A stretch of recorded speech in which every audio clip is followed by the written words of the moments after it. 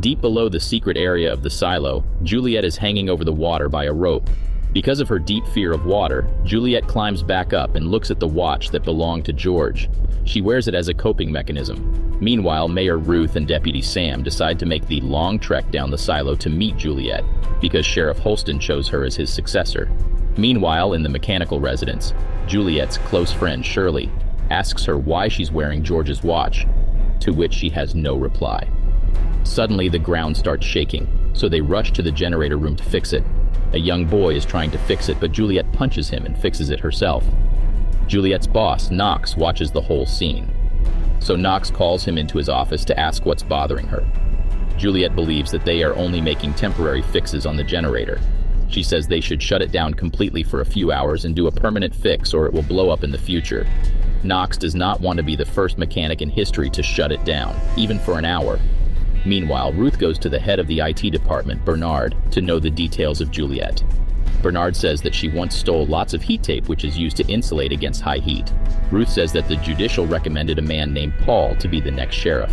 But Ruth does not like being ordered around by the judicial.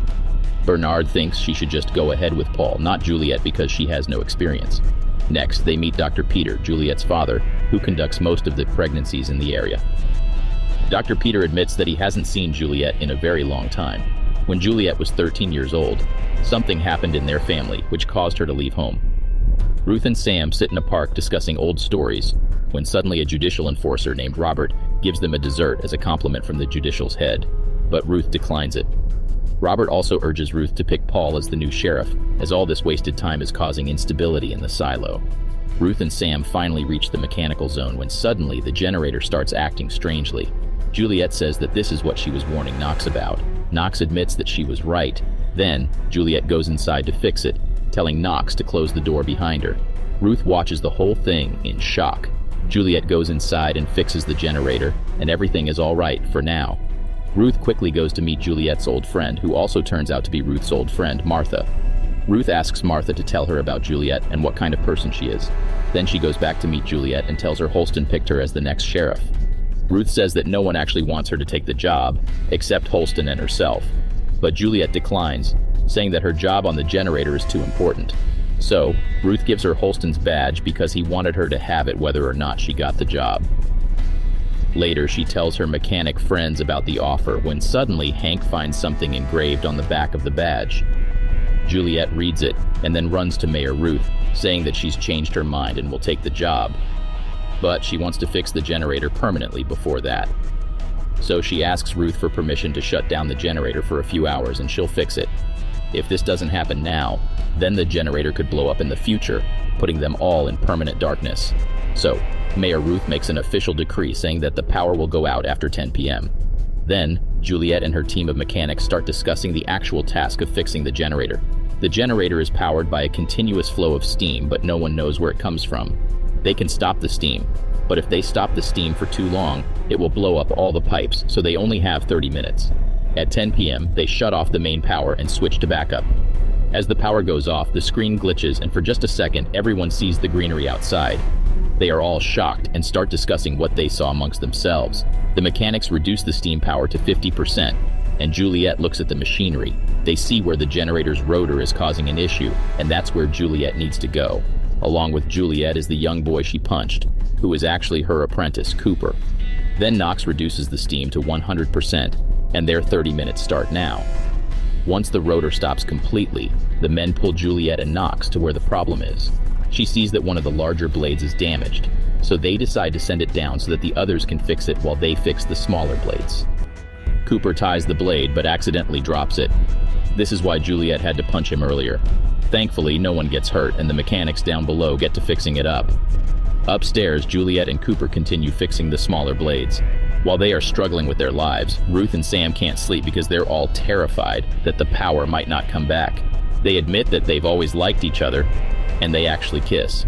Meanwhile, Shirley and Knox find out that the steam is hotter than they expected, so it's about to explode. They only have a few minutes left to do their work. So, Jules hands over the work to Cooper and goes down to buy some more time. She goes right down to the steam valve, which is a very dangerous place to be. With the help of Shirley, she douses the pipe gate with cold water, and she actually manages to cool it down. Cooper yells at the other mechanics to bring the blade up while they yell back at him to shut up. They're still working. While Juliet continues cooling the valve, the mechanics finally send the blade up and Cooper starts reattaching it while panicking. Meanwhile, the pipes start bursting all over the place because of the steam. Thankfully, Cooper gets the blade in, so Shirley goes to pull out Juliet. She's nearly drowned, but she's safe. Cooper also gets down safely, so Knox turns on the steam full 100%. Now, they need to see if it worked. For the first time in decades, the generator runs smoothly without any issues. Everyone celebrates. Juliet looks with amazement. The powers come back all over the silo, and the people celebrate. Later, Juliet goes to tell Martha about the new job she'll be taking. She also gives him the camcorder that she found in George's hideout to find out what it does. Martha is scared to see a relic from before the rebellion in her workshop. But she's also curious. Juliet thanks her for everything and goes to take her new job. Martha gives her a final piece of advice. Don't end up like George. After saying goodbye to Shirley, Juliet looks at Holston's badge again. Engraved on the backside is the word truth. Remember how he told her that when he found the truth, he would send her a signal? This is it. Later, Ruth signs the decree that will make Juliet the new sheriff. Then she tells Sam to grab a bottle of wine and goes to the washroom. But suddenly, she falls to the ground while bleeding from her mouth. Meanwhile, Juliet is having a flashback when her brother Jacob became unconscious. Thankfully, Juliet's mother, who is also a doctor, manages to revive him.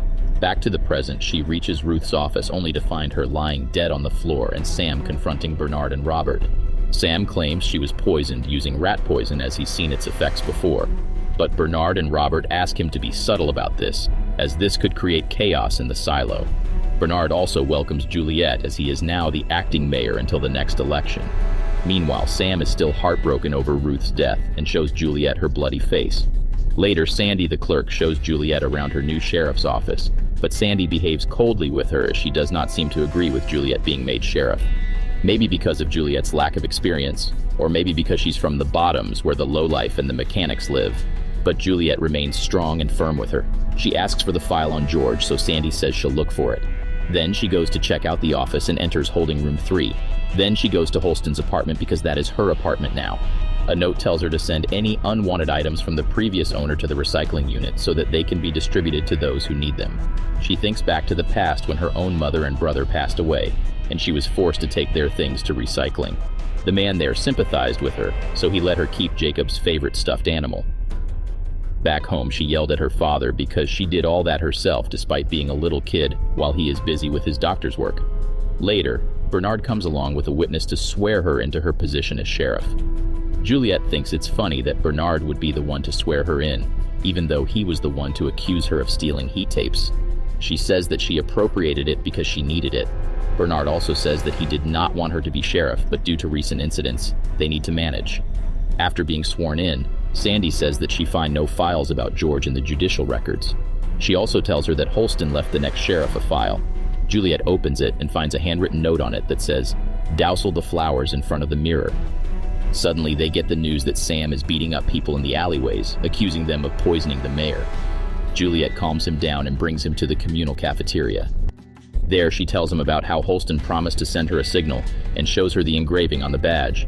She asks for his help in finding out who killed George, and in return, she will help him find out who killed Ruth. Once she finds out her truth, she will leave her sheriff's job and go down back to mechanical. Back in the past, a young Juliet packs up her belongings and runs away from home. She forges a letter from her father which says that she wants to be a mechanic and gives it to Martha. Seeing no other use for her, Martha sends her to do basic work with Knox and Shirley. Back to the present, Juliet goes to the recycling department and asks her to look for any hard drives or documents from Holston's belongings. In the past, Dr. Peter tracks down Juliet and asks her to come with him, but she does not want to. Peter asks her if she's happy down here. Juliet replies that she works from sunrise to sunset and she's exhausted every night. But yes, she's happy that she doesn't have time to think about Mom and Jacob. So Peter allows her to work here and learn mechanical work. In the present, Robert comes to visit Sam with the information that Judicial is ready to fire Juliet and make Paul the new sheriff. But Sam holds him back, saying that they should wait on that, because if they send Juliet down now, then the mechanical department is going to get all riled up.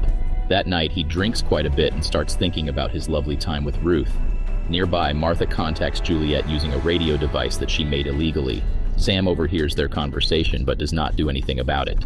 Martha asks her how everything is going, and Juliet says it's fine. Then she goes back to her room where she notices the flowers that Holston mentioned in his note. She also sees something in the ventilation shaft. Meanwhile, Sam goes back to his room when suddenly someone attacks him. After fighting for a bit, the man takes Sam's shotgun and points it at him. Elsewhere, Juliet removes the grate and grabs the thing. It is attached to a plastic wire, the same one that George used. She pulls it and finds a bag with George's citizen record in it. Thanks for watching. Subscribe and hit that like button to help our channel grow.